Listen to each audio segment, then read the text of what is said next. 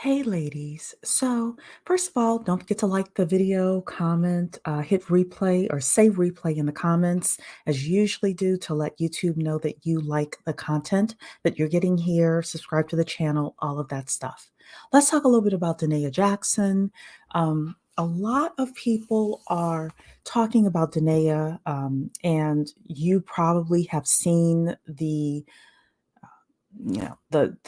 we call it two-part interview that she did. You probably have heard other people's commentary on this channel, Black Women Making Money. We are the home of the upwardly mobile Black woman.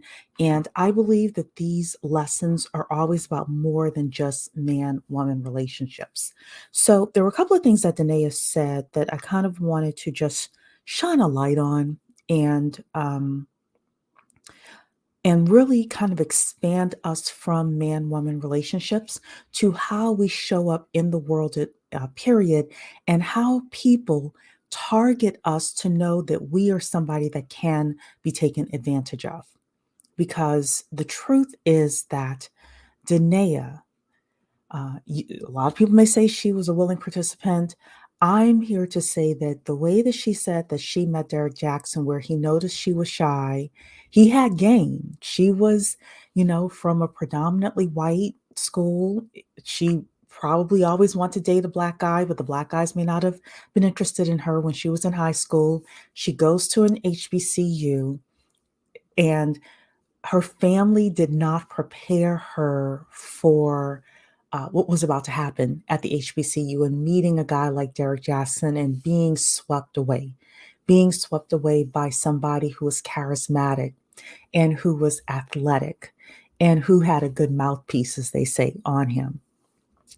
And I was somebody who also grew up around a lot of white people. I went to a white school primarily. I had black friends at the school, but the school itself was primarily white. I grew up very sheltered. I wasn't shy at all, but I did grow up sheltered. And my parents didn't tell me until later on, like, here's how the game really works. Some of us are raising daughters, and we need to expose them sooner to the way things really work, the way that men have the ability to target us and be able to tell that we or our daughters, in this case, our younger daughters, um, this is what they say, how they say it, in order to get you in the spider web and in their grasp, which is why I'm always telling you ladies about being careful who you sleep with and knowing whether you're the type of girl or woman to catch feelings once you've had sex with a man.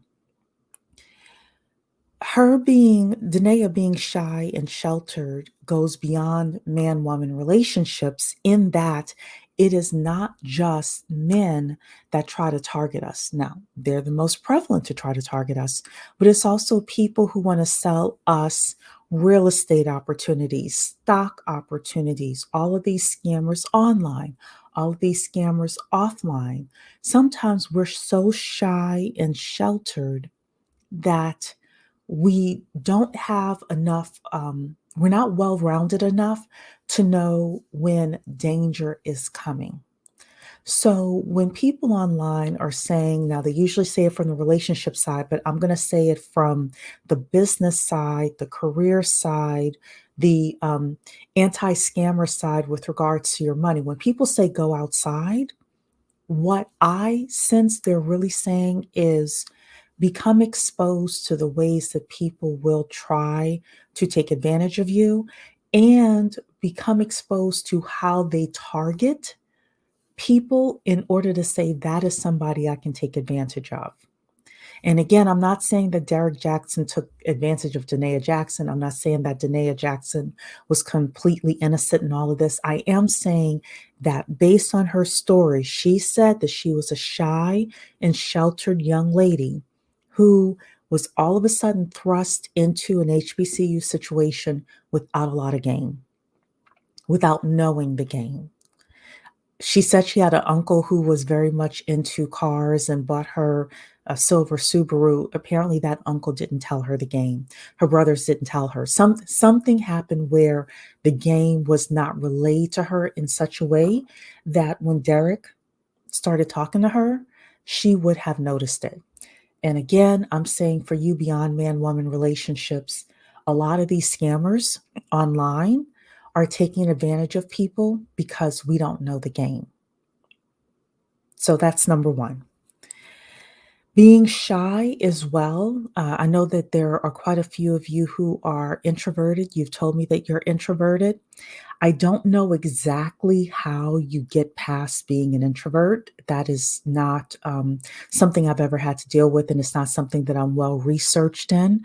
I would imagine there are people online who teach you how to get past being shy and introverted. I am saying that you have fewer opportunities. This is another lesson from Danae Jackson. You have fewer opportunities if you are shy. You have fewer opportunities for men to ask you out and for you to go out if you are shy. You have fewer opportunities in your career field if you are shy.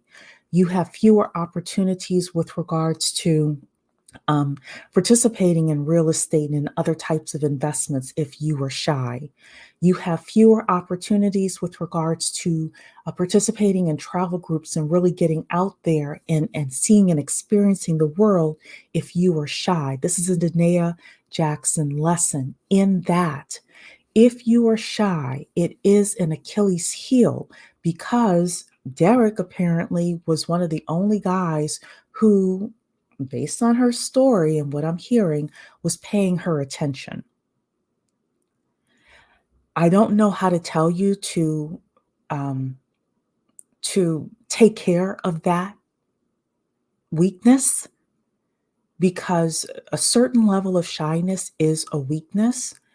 But I am encouraging you to take your rich girl summer and do some exploring and test some things out and figure it out. So that's lesson number 2 from Danae Jackson. Lesson number 3 is um, being mistreated, being mistreated, and having such low self-esteem that stay, we get into bad relationships and we stay in bad relationships. Now, I'm talking about more than just man woman relationships. I'm talking about jobs that we hate, careers that we hate, um, taking care of family members that we don't like. This is about more than just man woman relationships. So, specifically with the mistreatment, Danae talked about the fact that she would know that she was part of the rotation, and yet she stayed. There would be women passing in the hallway. She would see Derek at one time, and then other women would be coming before her and after her, and she stayed. She knew 3 weeks before her wedding that he was still talking to and doing other things with women, and she stayed.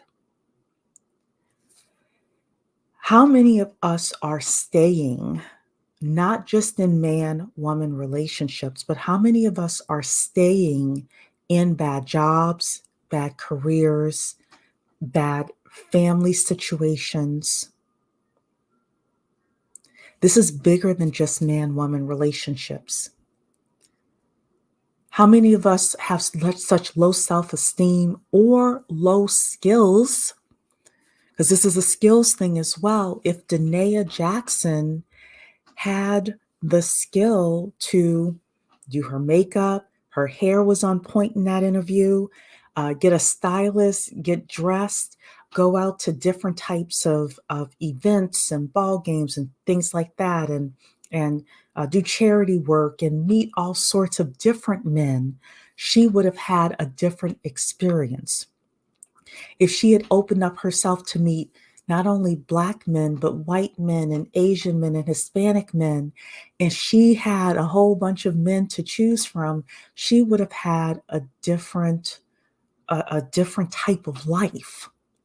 But the same thing is true with your jobs, with your careers, with your family members.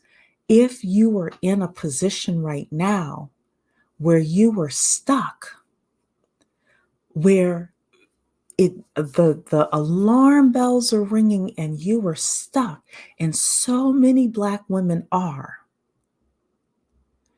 I'm going to ask you to take your rich girl summer and figure out how to raise your self-esteem, know that you are worth more, and actually progress forward. Progress forward. The final thing is, just because someone has a 9,000 square foot home does not mean they don't have financial issues. This is a financial literacy thing. This is a fact that people can be overextended even though they are making good money. So, what am I talking about? During, I think it was the second interview, Danae mentioned the fact that for about 3 or 4 days, her phone was cut off. Like, she didn't cut it off, but it was cut off, I guess, due to an unpaid bill or whatever. Um, she mentioned the fact that she was a real housewife of Atlanta without being on the TV show. She was living in a 9,000 square foot home, and yet she did not have any control over her finances. And she has 2 children, I think, at the time, young children with no cell phone because the cell phone was turned off because the finances were not being taken care of. I'm here to say, ladies, 2 things. Number one is no matter how you rise in your upward mobility, you make it to 80,000 a year, 100,000 a year, 150,000 a year. If you get married, if you have a provider husband, always, always, always be involved with your finances. Never let your finances run away from you. And again, I said that these lessons are bigger than man-woman relationships. This is even if you stay single, whether you have children or not, whatever it is that you're doing. Another thing I will say with regards to that scenario of her having a 9,000 square foot home, yet her cell phone was cut off, is never, ever, ever assume that somebody else's life is better than yours. Don't assume their romantic relationships are better than yours. Don't assume their career is better than yours, their jobs, anything. Don't assume anything from anybody unless you really, really know them and you have really seen behind the curtain. Because I have known and spoken with and done bookkeeping for a lot of people. Wealthy, not so wealthy. And let me tell you, the financial issues are all across the board. So those are the lessons that I had for you with regards to Danae. Please leave a comment. Let me know what lesson you learned from Danae Jackson. I think this is important for us to kind of take a look at and rethink about and potentially even re-listen to it, taking it as more than just man-woman relationships and really asking what other lessons can I learn from Danae's story. All right, ladies, don't forget to like the video and I will see you on the next live. Take care.